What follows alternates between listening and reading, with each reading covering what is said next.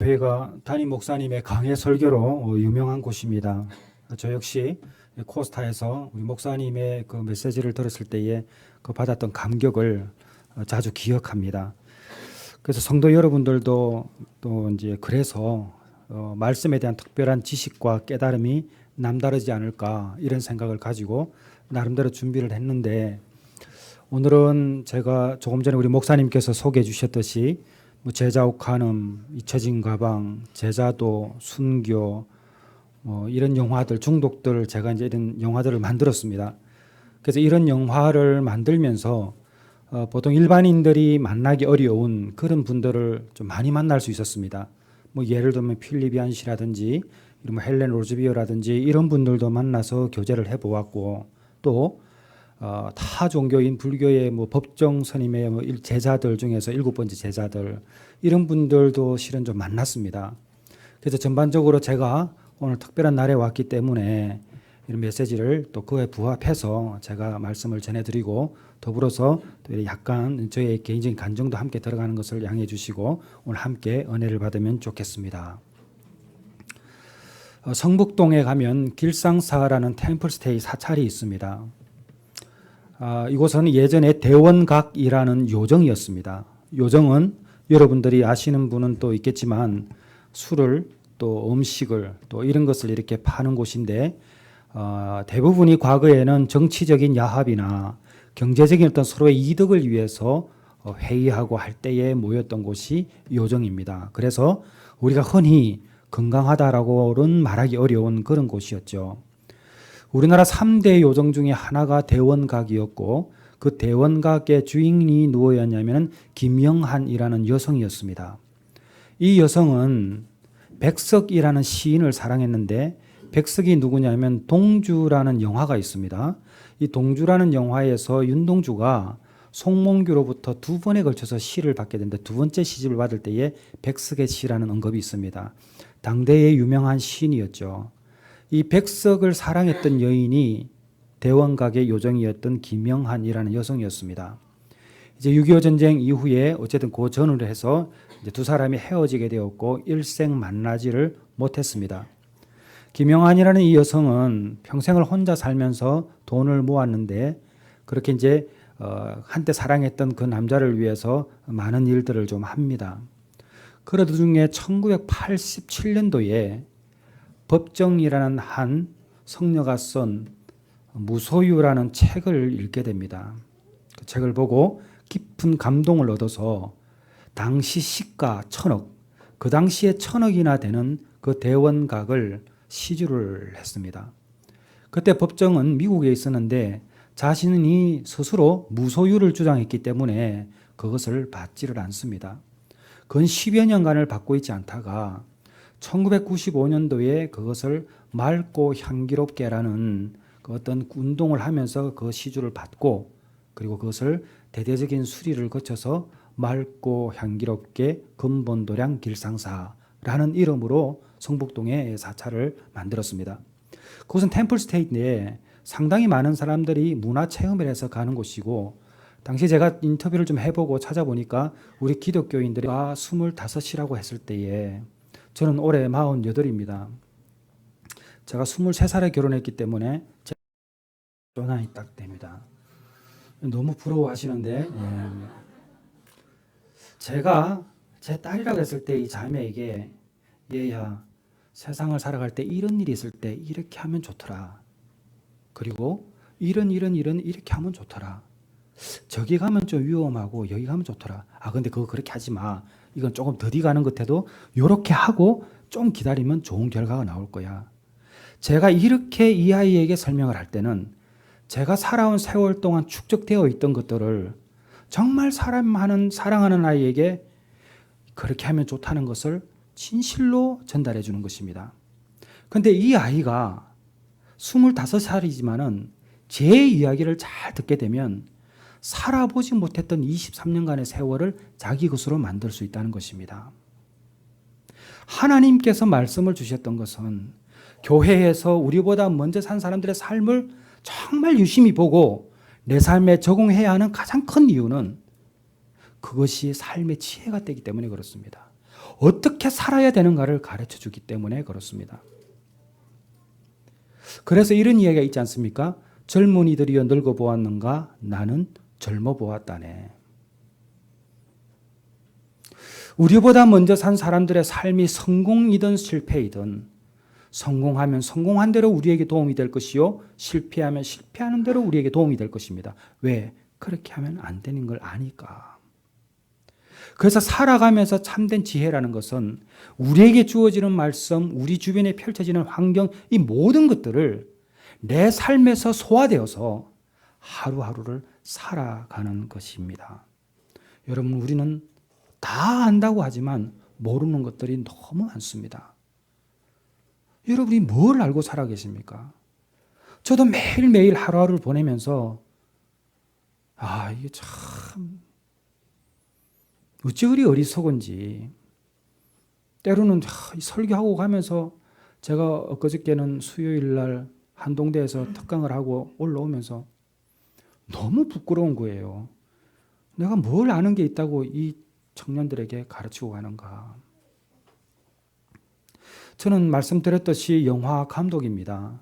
목회자이면서 영화 감독이기 때문에 참 많은 분들을 만나고 또 그 일을 하면서 도전받는 게 있습니다. 여러분 영화 보시지 않습니까? 만약 이 스크린에 제가 제자 오카넘이라는 영화를 틀었습니다. 여러분들은 아니, 극장에서 제자 오카넘을 본다고 생각을 하죠. 저는 감독이고 여기에 있는 5분이 저의 스텝이라면 여러분 여기 있는 많은 사람들과 함께 극장에 가서 영화를 본다고 생각을 해볼까요? 우리는 똑같은 프레임을 보고 있습니다. 드라마는 1초에 30장의 약 사진, 29.97인데 정확히 하면 30장의 사진이 지나갑니다. 영화는 24장의 사진이 1초에 지나가죠. 그래서 영화를 볼 때 드라마보다 좀 더 선명하게 보이는 이유는 우리의 시선에 좀 더 오래 보는 머물고 있기 때문에 그렇습니다. 우리는 그것을 프레임이라고 그럽니다.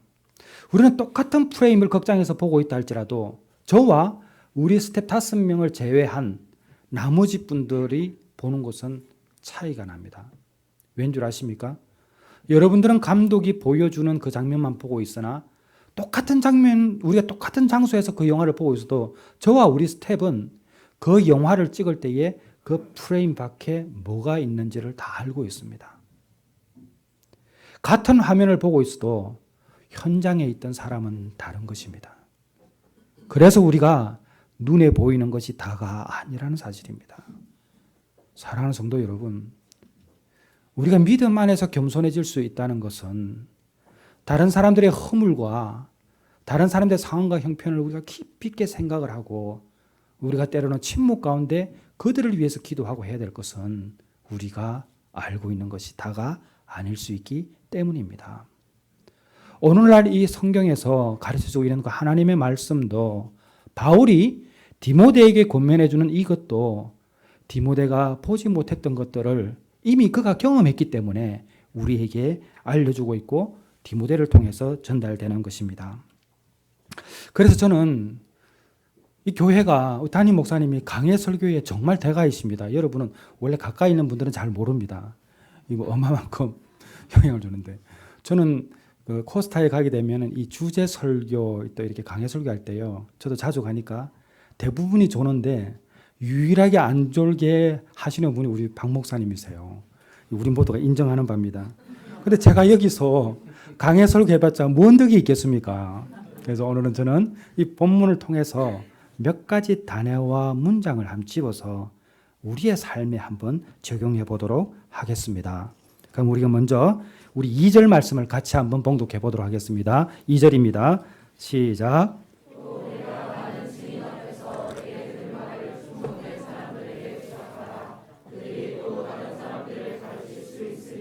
네, 내게 들은 바를 부탁하라 라고 바울은 디모데에게 권면합니다.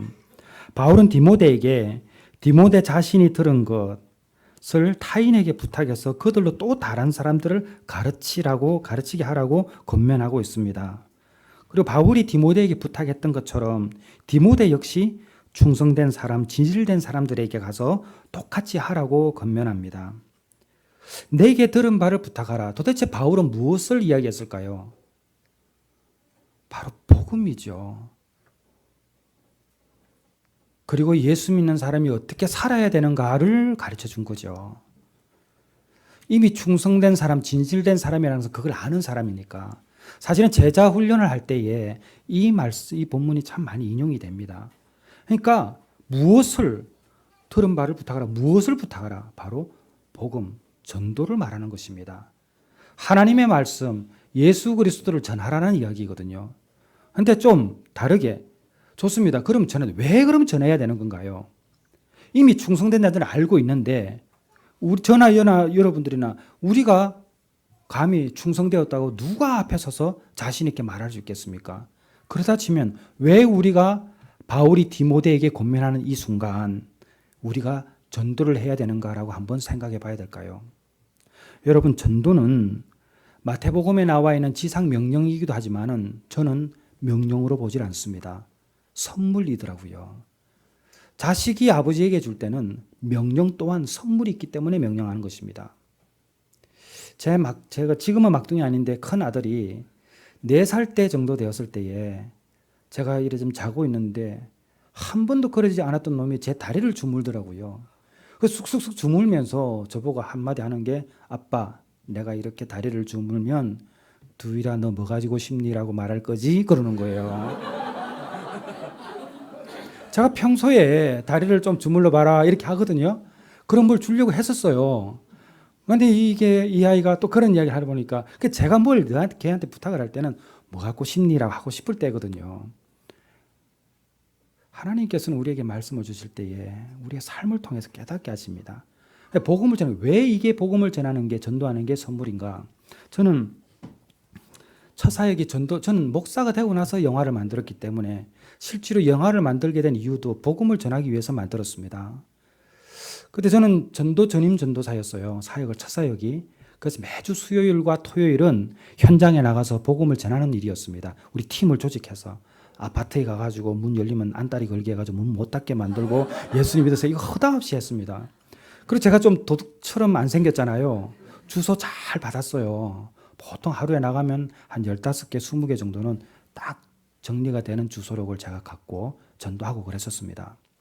근데 하루는 제 아내하고 좀 다투었어요. 그러니까 이제 일찍 결혼도 했죠. 그러니까 철도 없죠. 철도 없는데 애까지 낳았죠. 근데 전도사 사례비는 많지 않고 삶이 조금 환경도 어렵고 이렇게 하니까 어떻게 하다가 다투었어요. 다투면 마음이 어렵죠. 전도사가 뭐 다투면은 뭐 일반인하고 다를 것 같나? 전혀 그렇지 않습니다. 똑같습니다. 그래서 이제 교회에 나와서 해야 할 일을 마땅히 해야 하니까 하는데 불편한 마음을 가지고 복음을 전했죠. 예수님 믿으세요. 근데 여러분 놀라운 게 있습니다. 제가 그때 참 깨달은 게 있는데 전도를 여기도 해보신 분들은 알아요. 예수님 믿으세요 이 한마디 해가지고 들은 사람이 교회를 가건 안 가건 예수님을 영접하건 영접하지 않건 그건 그 다음 일입니다. 내가 예수님 믿으세요 한 것 이것 때문에 저에게 채워지는 게 있습니다. 이거 전도해 보신 분만이 알아요. 한 분밖에 안 계신 것 같아요. 저는 그것을 첫 번째 선착에서 영적 에너지라고 표현을 했습니다. 우리가요, 여러분 전도 열심히 하는 사람 봐보세요. 저 아멘 하신 분 얼굴을 잘 뜯어보시면요. 우리는 은혜를 헬라어로 카리스라고 그럽니다. 사람이 은혜를 받으면요. 톡톡한 이미지가 형성이 됩니다. 박습니다. 그것을 마라고 그러거든요. 카리스마가 형성이 되는 것입니다. 카리스마는 다스리는 힘이거든요. 여러분 우리가 은혜를 받으면 기독교인이 은혜를 받으면 막을 수 있는 건 다 아무것도 없습니다. 심지어는 순교까지 하지 않습니까? 무엇으로 은혜 받은 자를 감당할 수 있겠습니까? 복음을 전하라는 것은 지상명령이라고 하고 맞습니다. 동시에 복음을 전한다는 것은 그 안에 우리 하나님의 크신 은혜의 선물이 존재한다는 것입니다. 저는 교회를 결혼하려고 간 사람입니다. 직장에서 제 아내를 처음 만났을 때에 너무 예뻐가지고 의자에서 굴러 떨어졌습니다. 떨어졌는데 사람들이 김상철 씨 의자에 굴러 떨어졌다 막 그러더라고요. 그래서 제가 며칠 지나서 데이트 신청을 했습니다. 영화 한번 보러 가자고. 영화 안 본다는 거예요. 그럼 또 며칠 있다가 또 했어요. 영화 한번 보러 가자고. 또 영화 안 본다는 거예요. 그러면서 하는 말이 자기는 주일학교 교사이기 때문에 안 된다는 거예요. 저는 제 꿈이 학교 교사였습니다. 저는 국어 선생님 아니면 국사 선생님 될 것이라는 게 있었는데 상황과 형편 때문에 그러지 못했죠. 저는 교회를 안 다니기 때문에 학교 교사 이퀄 주일학교 교사 이렇게 생각을 했습니다. 그렇지 않아도 예뻐서 반했는데 주일학교 교사라고 그러니까 더 반했죠. 저보고 그래서 세 번째 데이트 신청을 하니까 자기하고 사귀려면 교회를 다녀야 된다는 거예요. 그럼 그거 못 하겠어요, 제가. 그냥 갔죠. 그래서 1년 열심히 다니고 정말 열심히 다니고 결혼했습니다. 결혼하고 그만둬 버렸죠. 교회 이제 다시 안 나갔습니다. 제 아내도 교회 못 나가게 했어요. 집사람 몰래 좀 다니더라고요. 좀 어릴 때 시집을 왔으나 좀 이렇게 좀 보수적인 집안에 왔기 때문에 그런 걸 잘 지켰습니다. 근데 저는 제가 좀 우울증이 좀 있어가지고 이제 수면제 70알을 한 2번 정도 먹어봤습니다. 그리고 목을 한번 매달아봤고 저는 공식적으로 한 3번 정도의 자살 시도가 있었습니다. 이제 저희 집안 자체가 좀 많이 좀 어려움이 있었어요. 아버님이 또 병들어 계시고 막 이런 것들을 또 저는 제 꿈이 좌절되고 이런 것들이 좀 있었죠. 그러니까 결혼은 했는데 남자가 이러니 그게 정상적이겠습니까? 매일 죽을 생각만 하고 집에 들어오면 직장 갔다 와도 그냥 뭐 다른 거 하지 않고 야구나 보고. 그럼에도 불구하고 제 아내는 좀 달랐습니다. 왜냐하면은 제 아내는 결혼할 때 우리가 마포대교 건너가면서 우리 꿈을 이야기했을 때에 저는 학교 교사라 이야기했을 때 집사람은 자기 꿈은 개그맨이라고 그러더라고요. 그러니까 상당히 긍정적이고 조금은 특별한 자매였습니다. 그래 제가 야구를 좋아하거든요. 그런데 집에 이제 결혼해서 들어가면 항상 불이 꺼져 있어요. 한 번은 들어갔는데 복도에 쓰러져 있더라고요. 피를 흘리면서 막 흔들어 깨우니까 이렇게 빨아먹더라고요. 그리고 케찹을 발라놓고 저를 놀래킨 거죠. 그리고 또 한 번은 갔는데 불이 또 꺼져 있더라고요. 꺼져가서 냉장고에서 물을 꺼내려고 딱 돌아섰는데 식칼 하나 두고 후레쉬를 비추고 얼굴만 크게 뜨고 있더라고요. 눈이 크거든요. 너무 놀랐습니다. 항상 퇴근하고 돌아가면 어디 숨어요. 막 장롱 안에, 침대 밑에, 행거 뒤에 막 이런 데 숨어요. 장롱에 들어갈 때는 애 둘 넣었을 때 애 둘 데리고 들어가 숨기도 그래요. 그래요, 항상. 하루는 장모님이 이제 오셨다는 이야기를 듣고 토요일 날, 그때는 토요일 날 근무했었습니다. 직장을 이제 마치고 집에 가서 이 TV를 틀고 야구를 보고 있는데 장모님이 안 오시더라고요. 계속 기다렸는데. 근데 갑자기 장롱문이 열리면서 김서방 왔나 그러시더라고요. 그러니까 제 일생에 가장 놀랐을 때가 아마 그때였던 것 같아요.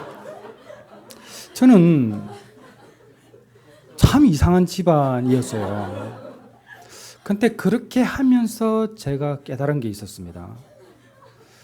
아니, 저희 장인어른이 집사람 중3 때 돌아가셨고 장모님이 39에 혼자 되셔서 3남매를 키우셨거든요. 어려움 저희보다 더 어렵죠. 근데 밝아요. 그때 제가 왜 밝을까? 왜 나는 자꾸 죽으려고 하고 하는데 집사람은 밝을까? 이런 남편하고 지냄에도 불구하고 그때 예수님 믿어서 그런가라는 생각을 처음 했습니다. 우리가 은혜를 받으면 환경을 뛰어넘을 수 있는 여유도 생깁니다, 여러분. 그럼 가장 크게 은혜 받을 수 있는 게 뭔 줄 아십니까? 복음 전하는 일입니다. 굳이 전도로라고 표현하지 않아도 우리의 삶 자체가 복음을 전하는 일이죠.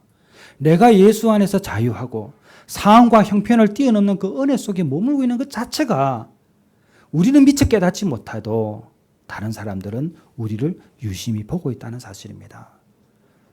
그래서 예수 믿는 것은 믿는 것 자체가 삶으로 드러나야 되는 것입니다.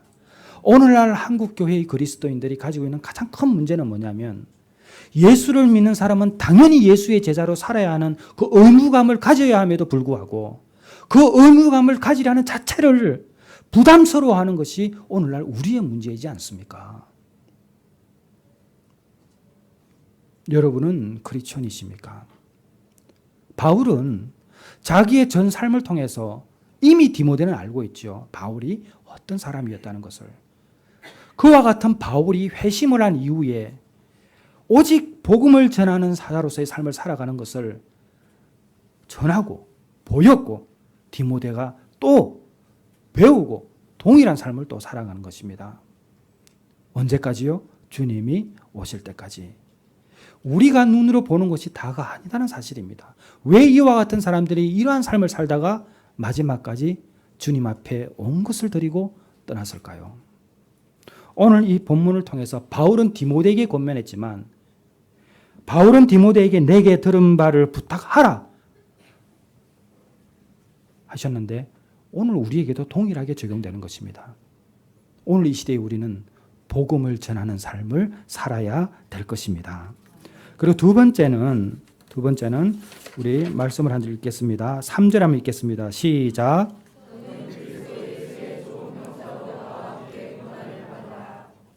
9절도 읽겠습니다. 시작.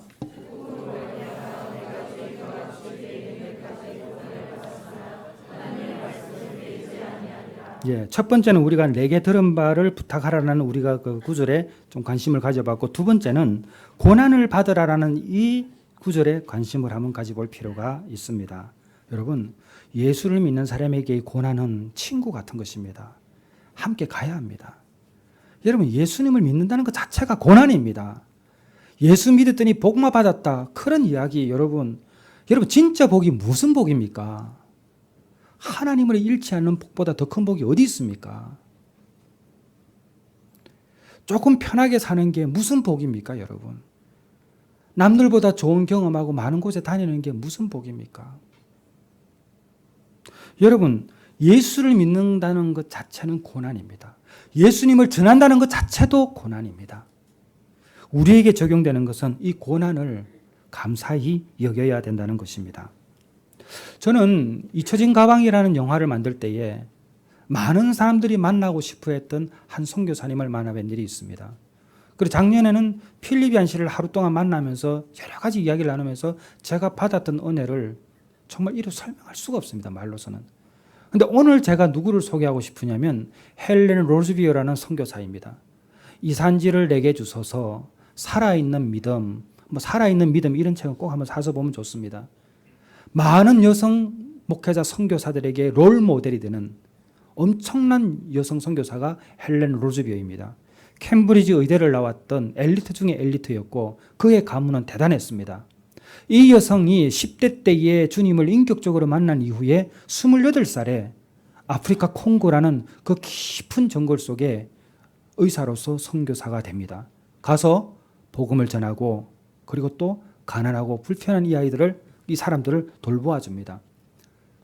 그런데 1964년도에 그 콩고는 과거에 자이레라는 나라였는데 벨기에의 식민지로 있었습니다.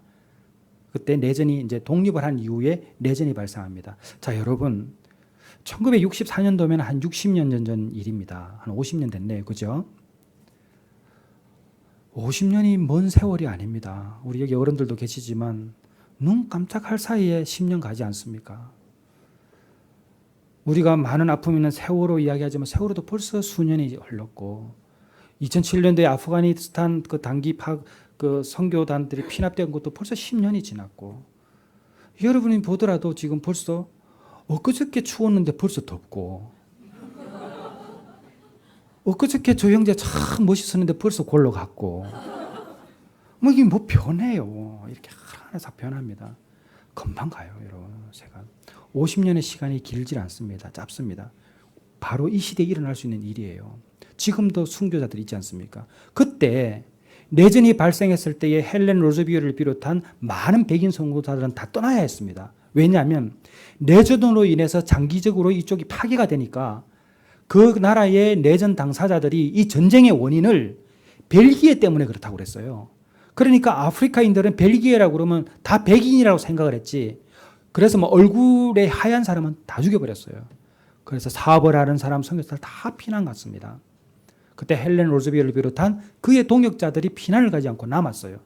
남아서 결국은 붙잡혀가지고 순교를 하는데 어떤 사람은 눈알이 빠져서 죽고 어떤 사람은 장기가 꺼내어져 죽고 어떤 사람은 토막이 나서 죽습니다. 예수를 부인하지 않았기 때문에. 헬렌 로즈비어는 잡혀가지고 성폭행을 당하고 6개월 가까이 그 감옥에 있으면서요, 매일매일 죽음과 씨름하는 삶을 살아가고 여성으로서 감당치 못하는 수치를 당하며 잡혀 있었습니다. 예수 때문에 왔는데, 도우러 왔는데 도움을 받아야 되는 사람들이 오히려 핍박하는 그 엄청난 고난 가운데 헬렌 로즈비어와 그의 동역자들은 머물게 됩니다. 헬렌 로즈비어가 힘들었던 이유는 자기 눈앞에서 죽어가는 사람을 보는 거예요.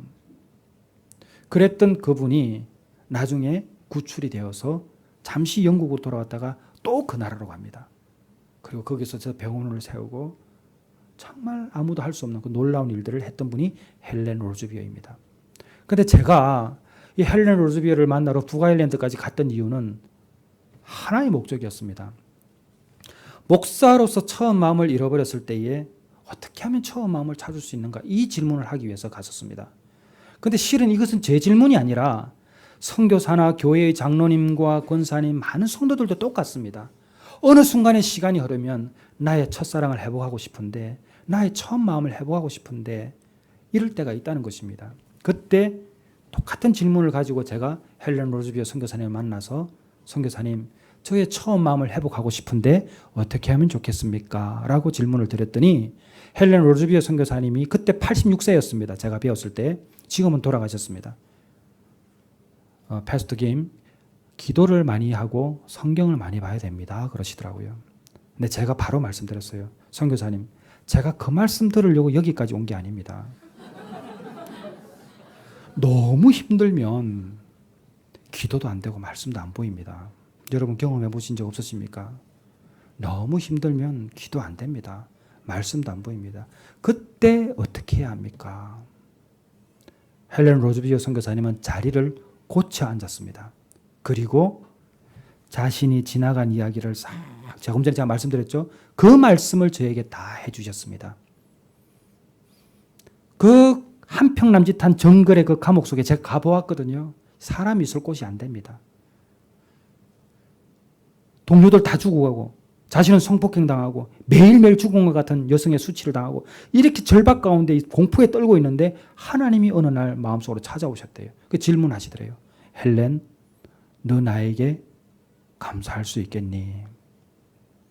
근데 헬렌 로즈비어는 바로 이야기했습니다. 하나님, 입장 바꿔놓고 한번 생각해 보세요. 하나님께서 기뻐하시는 일을 하기 위해서 제가 여기까지 왔는데 저는 지금 이렇게 이 모습으로 있고 저의 동료들은 다 죽었습니다. 하나님 같으면 감사할 수 있겠어요? 저는 감사할 수 없어요. 그런데 하나님이 바로 다시 질문하더래요. 뭐라고 질문했냐면, 헬렌, 그러면 내가 너를 믿고 있는 거에 대해서는 감사할 수 있겠니? 헬렌 로즈비어 선교사님은 그 말씀을 하시면서 저에게, 자신은 그때 이런 생각을 했답니다. 많은 사람들이 콩고라는 나라를 복음화시키기 위해서 선택될 수 있으나 자기가 겪었던 이러한 고난이 찾아올 때에 어쩌면 다 포기하고 떠났을 텐데, 나만은 이러한 고난이 있음에도 불구하고 변치 않고 하나님께서 맡기신 일을 마지막까지 감당할 수 있는 사람이라는 것을 믿고 허락하신 고난이라면 하나님 감사해요. 저를 믿어주셔서. 저는 지금까지 내가 하나님을 믿는다고 생각을 했는데 하나님께서 저를 믿으시나니요. 너무 감사해요, 하나님. 그래서 패스터 김, 처음 마음을 회복하고 싶으면 하나님도 패스터 김을 믿고 있다는 사실을 기억해야 합니다. 그러면 끝까지 할 수 있어요. 그러시더라고요. 여러분, 우리가 살다 보면요, 어떻게 내 삶에 이러한 일이 벌어질까? 어떻게 나에게는 끊임없이 이와 같은 고통들이 반복될까? 어떻게 하고자 하면 하고자 할수록 더 어려워지는 것인가? 어떻게 예수님을 믿으면 좀 나아져야 되는데 왜 이리 어렵나? 도대체 뭔가 이런 절박함과 막막함 상황 가운데서 우리가 쫙 고통스러워할 때가 있습니다. 그리고 어떤 분들은 장애를 안고 있는 아이가 태어나가지고 그 가정이 힘들 때가 있습니다. 그래가지고 어떻게 하나님 이렇게 하실 수가 있습니까? 저 아이도 불쌍하고 우리도 그렇고 이렇게 절망스러운 부모들도 많이 있습니다. 근데 여러분, 생각을 조금 조금만 바꿔보십시오. 오죽하면 여러분들에게 맡기셨겠습니까? 오죽하면 여러분들에게 그 고난을 허락하셨겠습니까? 그것은 바로 하나님께서 여러분들을 믿기 때문에 그러신 것입니다. 우리에게 충성된 자라고 바울이 표현하고 있습니다. 충성된 자입니다. 우리는 믿음으로 확정된 사람이라는 것을 믿고 있는 사람들입니다. 그들에게 부탁하는 것입니다. 여러분, 고난을 기뻐하시기를 바랍니다. 하나님께서 여러분을 믿고 있다는 사실을 증명해 주시는 것입니다. 그래서 절대로 포기하시면 안 됩니다. 절대로 하나님께서 기뻐하시는 일 포기해서는 안 됩니다. 여러분, 하나님이 하시는 일은 포기의 대상이 아닙니다. 그것은 믿음에 관계된 것이기 때문에 끝까지 가야 하는 것입니다. 그리고 또 하나 관심 있는 구절이 있습니다. 우리 10절 말씀을 같이 한번 읽어보겠습니다. 10절입니다. 시작.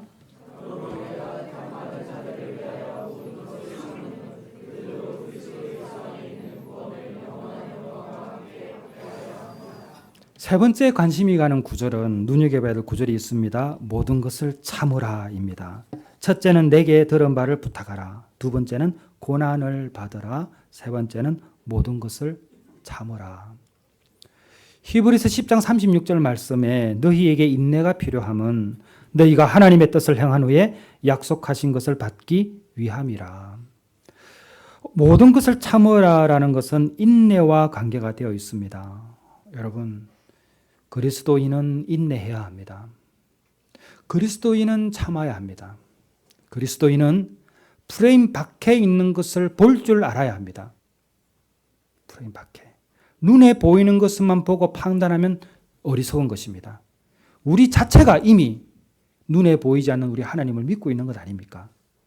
여러분, 모든 것을 참으라는 인내의 이야기인데 앞서 말씀드렸지만 저는 거의 심각할 때는 매일 죽음을 생각을 했었습니다. 그게 이제 나중에 첫 번째 영화가 자살을 주제로 한 영화를 두 편 만들었어요. 하나님이 섭리하신 것이라 저는 믿고 있는데 하루는 이제 서울에 출근을 하려고 제가 인천에 살 때입니다. 가는데 갑자기 강원도 정선을 가고 싶은 거예요. 미친 거죠. 근데 차비가 횡성까지밖에 갈 수 없어요. 그래서 가다가 횡성에서 내렸습니다. 내려서 또 서울로 걸어가는 거예요. 제대로 미친 거죠. 터벅터벅 걸어가면서 기도는 또 하는 거예요. 하나님, 아내와 아이들을 지켜주세요. 이게 말도 안 되는 거예요. 그러니까 중심을 못 잡고 계속 방황하는 거예요. 그러면서 넥타이 있죠. 양복 입고 간 거예요. 그것도 산골에. 넥타이 있는데 그냥 몇 번의 실패를 거울 삼아가지고 좀. 제가 두 번째 수면제 먹을 때는 끓여 먹었거든요. 왜냐면 첫 번째 실패를 거울 삼아서 빨리 하려고. 그 실패 또 했는데. 그래서 이제 터벅터벅 걸어가는데 산으로 갈까 어떻게 가다가 저기 십자가 불빛이 하나 보이는 거예요. 그 교회가 횡성에 있는 초원 감리교회입니다. 지금도 그 교회가 있습니다. 저는 참 시골에 교회가 있어야 되는 이유가 그거 하나만이라도 저는 확인을 했습니다. 안 그러면 저 갔을 거예요 아마.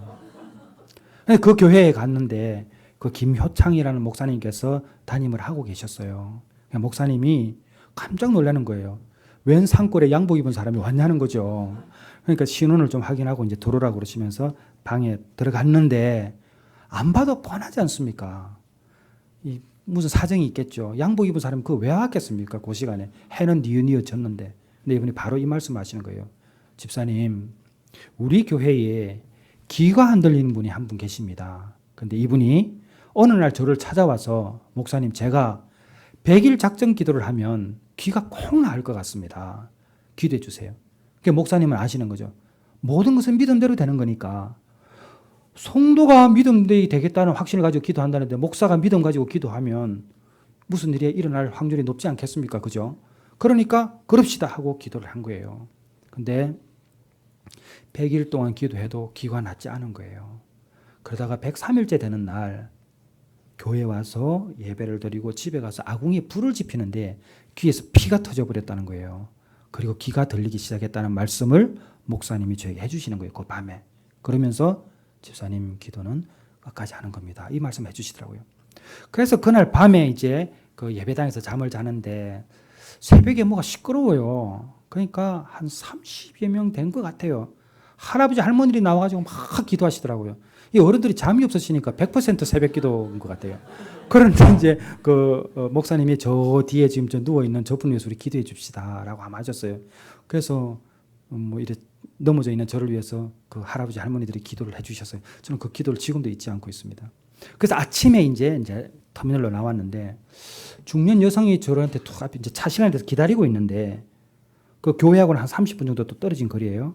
와서 혹시 오늘 새벽에 초원 감리교회에 있었지 않으셨냐고. 예, 그러니까 그럼요. 차 시간도 좀 남아 있으니까 제가 잠시 드릴 말씀이 있는데요. 실은 제가 기가 안 들렸었어요, 예전에. 그러니까 그 전날 목사님께 들었던 이야기를 그분이 거기 또 하는 거예요. 그러니까 목사님과 둘이 이렇게 된 것도 아닌데 하니까 그때 제가 이게 뭔가 있다. 그리고 이후에 깨달았던 게 그거였어요. 100일 작정 기도를 하나님께서 들으신 게 아니라 그럼에도 불구하고 포기하지 않았던 3일을 보셨구나. 100일은 내 의지로 할 수 있으나 사실 100일이 지나가 버리면 내 의지와 관계없는 정말 하나님에 대한 특별한 신뢰가 없으면 더 이상 가기 어렵거든요. 그래서 기도는 끝까지 하는 거구나. 시간을 정하는 것을 내가 정하면 이 얼마나 어리석은 일인가. 그럼에도 불구하고 기도하게 되면 기도는 반드시 응답된다. 이것을 알게 되었습니다. 여러분, 바울이 디모데에게 권면을 하면서 각양각색의 이야기들을 해주는데 특별히 모든 것을 참으라. 인내하라는 거예요. 인내. 10절을 보게 되면 그러므로 내가 택한 받은 자들을 위하여 모든 것을 참으라. 이 일을 감당할 때에 우리가 지상명령을 온전히 수행해 나갈 때에 있을 수 있는 모든 일들을 갖다가 참으면서 끝까지 하는 거예요. 그 가운데 우리에게 일어나는 일이 왜 없겠습니까? 인내하면 섭리합니다. 제가 그 이후에 이제 10여 년 훨씬 지나서 목사가 되어가지고 첫 교회 집회가 어디 있었냐 하면은 새바람 전도 축제를 해가지고 수영도 교회에서 집회를 했는데 그때 사례비를 30만 원 정도 받았습니다. 그때 대전에 있을 텐데 30만 원을 받고 오는데 하나님께서 저희 감동을 주시는데 그때 김효창 목사님에게 이렇게 식사 대접을 하면 좋겠다는 그 감동이 있더라고요. 그래서 제가 대전에서 차를 가지고 강원도 행성까지 10년이 훨씬 지나서 이제 찾아갔습니다. 찾아가는데 이제 그 행성에 가니까 이제 담임 이제 담당 목사님이 바뀌신 거예요. 근데 감리교회가 되고 나니까 이 조직이 잘 돼 있어서 어디로 옮기셨다는 거 바로 거기서 알았어요. 홍천으로 옮기셨더라고요. 그래서 이제 내비게이션을 켜고 홍천을 가는데 진짜 산을 2개를 넘어서 갔습니다, 제가. 나중에 보니까 고속도로가 있더라고요. 근데 이게 내비게이션도 믿으면 안 돼요. 그때 제가 깨달았는데. 그래서 밤에 이제 가면서 목사님께 전화를 하니까 모르시더라고요. 그 10년이 지났는데. 근데 제가 그래서 귀 안 들리는 막 그 권사님 이야기하니까 그때 그 집사님이냐고. 그래서 예, 목사님 제가 좀 뵙고 싶어서 왔습니다. 그랬어요. 그래가지고 그럼 기다리라고 내가 지금 나와 있으니까. 그러면서 사모님하고 7시 좀 넘어서 이제 그 교회로 저는 이제 그 교회에서 기다리고 오셨어요. 제가 이제 앉아서 그 30만 원에서 그 다 안 드리고 20만 원만 이렇게 담아가지고 이렇게 이제 드리면서 식사 대접을 좀 하시라고 말씀을 드렸는데 목사님하고 사모님하고 그냥 그 자리에서 우는 거예요. 그러면 하시는 말씀이 목사님 실은 제가 목회를 그때 목사님을 만난 이후에 그땐 집사였지 만난 이후에 안산으로 막 이래 하면서 교회 하면서 뭐 이래 사기도 당하시고 막 어려움이 되게 많았나 봐요. 그러면서 지금 여기 교회 하는데 이 교회에서도 성도들이 좀 이렇게 어렵게 하는 성도들이 좀 있으셨던 것 같아요. 그래서 교회에서 쫓겨날 상황이 있어가지고 목사님이 근 12년 동안 무슨 생각으로 살았냐면 나는 목사 될 자격 없어. 이제는 목회 그만해야지 하고 이제 정리하고 있는데 제가 온 거예요. 그런데 제가 와서 목사님 때문에 제가 살았고 목사님 때문에 목사 되었고 목사님 때문에 이렇게 사역을 하고 있습니다. 라고 이야기를 하러 온 거예요. 목사님이 자기가 요즘 생각했던 게 나는 목사 자격 없어라고 이제 그만두려고 생각하고 있는데 하나님께서 목사님을 보내주셔서 너 목사 자격이 있어. 이 말씀 해주시는 것으로 들려집니다. 그러면서 우시는 거예요. 제가 돌아오면서 참 깨달은 게 있습니다. 하나님은 이렇게 섭리하시는구나. 10여 년 전에는 김효창 목사님을 통해서 제가 은혜 받고 도전받게 해주시고 10여 년 후에는 저를 통해서 김 목사님이 회복되고 도전받게 하시고 10년 전후의 과정을 우리는 알 수 없었으나 이미 하나님은 섭리하고 계셨구나. 여러분, 시간을 우리의 시선으로 봐서는 절대 안 됩니다. 시간을 통제하시는 분은 하나님이십니다. 오늘 저와 여러분이 만남, 여러분들이 누구를 만나는 모든 것들은 우리가 알지 못하는 미래를 섭리하신 하나님의 시간 안에 존재하고 있습니다.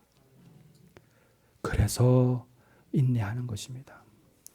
도저히 못 기다리는 일, 도저히 용서 안 되는 일, 도저히 견딜 수 없는 절박한 상황에 있는 일, 그래도 살아계시고 인내해 주시기를 바랍니다. 하나님께서 반드시 섭리하고 계실 것입니다. 사랑하는 성도 여러분, 바울은 디모데를 사랑하셨습니다. 하나님이 바울을 사랑하셨던 것처럼 바울이 디모데를 사랑했고, 그것을 아는 디모데는 그 바울의 가르침을 그대로 순종해서 오늘날까지 우리와 같은 사람들에게도 전해져 내려오고 있습니다. 우리가 살아가는 세월이 길다 생각하지만 그냥 훅 지나가는 게 우리의 인생입니다. 그래도 우리가 하나님 은혜 가운데 예수님을 믿었는데, 그래도 우리가 다른 것은 몰라도 예수의 향기는 우리 속에서 나와야 되지 않겠습니까? 잠시의 이익에 흔들리지 마시고 올곧은 마음으로 예수님을 믿는 자로서의 삶을 살아내시기를 바랍니다. 그 가운데 우리 하나님께서 영광 받으실 줄 믿습니다. 기도하겠습니다. 하나님 아버지, 오늘 우리 바울이 디모데에게 권면하는 것을 통해서 우리 역시 하나님의 음성을 듣습니다. 복음 전하는 일과 고난을 감사히 여기고 항상 인내하는 삶을 살아낼 수 있도록 주님 도와 주시옵소서. 예수님의 이름으로 기도드렸사옵나이다. 아멘.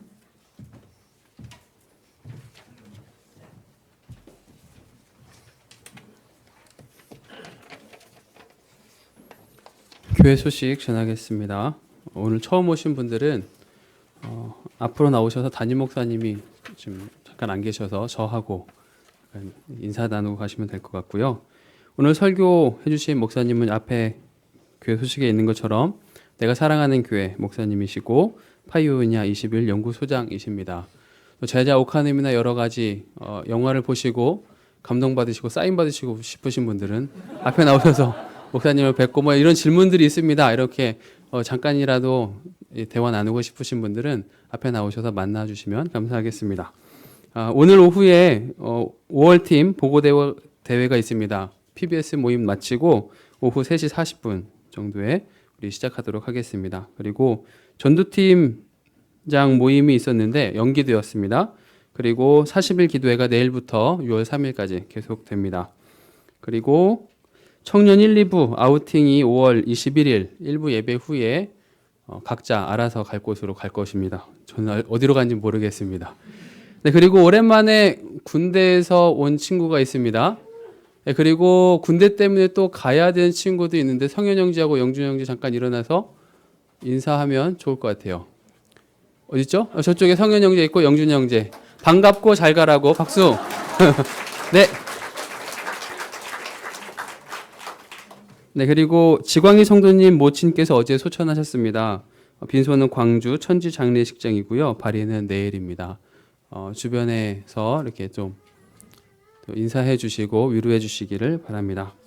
우리 찬송가 340장 찬양 드리시고 우리 김 목사님 축도로 예배 마치도록 하겠습니다. 다 같이 일어나셔서 340장 찬양 드리겠습니다.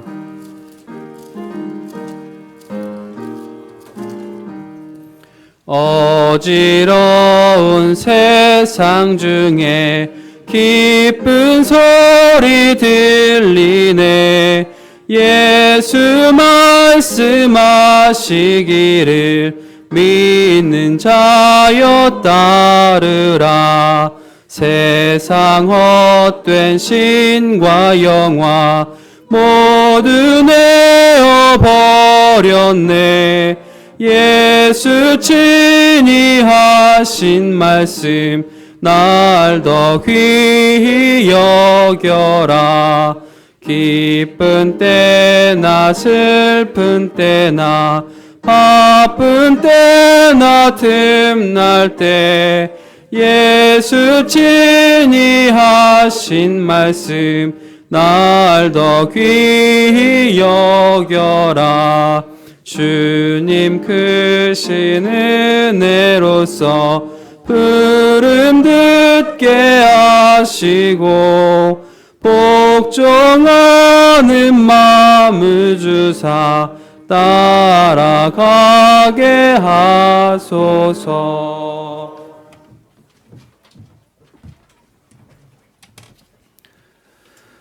이제는 우리 주 예수 그리스도의 은혜와 하나님 아버지의 극진하신 사랑하심과 성령님의 교통 역사하심이 이제로부터 영원토록 함께할지어다.